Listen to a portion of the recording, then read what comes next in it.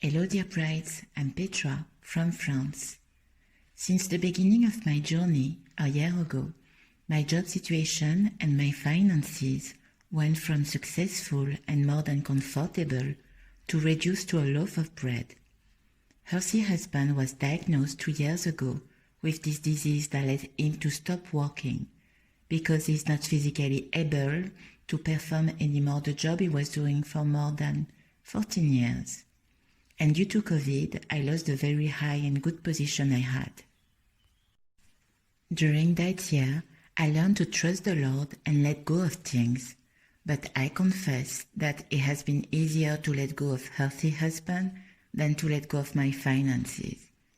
Ladies, I am in this weird state of mind where I don't have the strength to fight this finances Goliath anymore. So I tend to let go, I confess, out of being knocked down all the time. Yet, the first thing I was doing after praying on the morning was to check my bank account on my phone. I stopped doing that. But last week, out of being tired of being in this deep poverty, I was thinking that if I don't have a job, it might be because I'm lazy and I'm not looking for one. I like being a worker at home, so I did not look for one.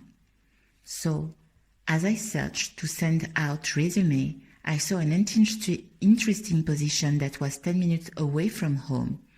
So that day, I sent 2 resumes. I was telling my heavenly husband that if it's not his will, he shouldn't let me get them. Is it not the easiest lack of faith thing to do, ladies?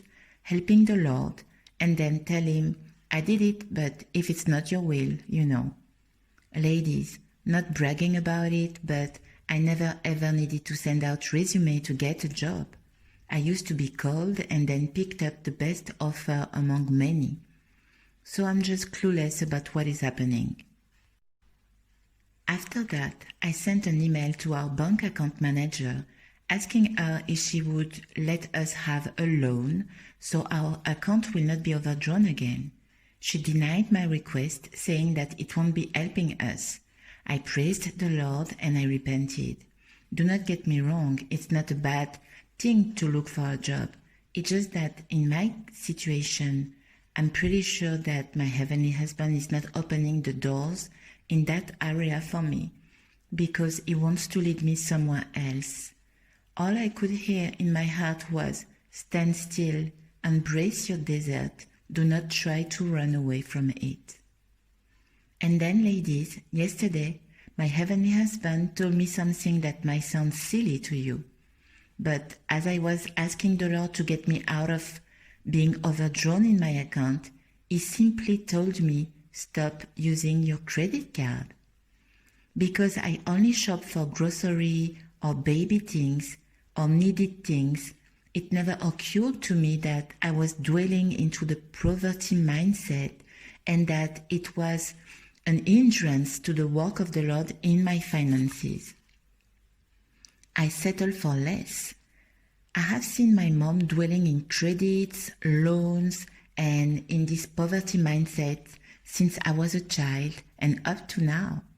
I have done the same and taught the same so far. My heavenly husband told me that I have to embrace the poverty and this desert for a reason and for a season, so he can free me from this mindset that the world gave me. It is hard, ladies, because it means that when my fridge will be empty, I will have to trust the Lord to provide. I will not use my credit card again unless there is money in the account.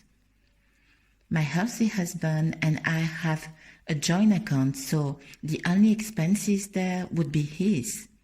If he asks me why there is nothing for the house and asks me to go grocery shop, I will obey out of obedience to my heavenly husband. Ladies, it is hard, but I'm so happy the love of my life leads me every step of the way.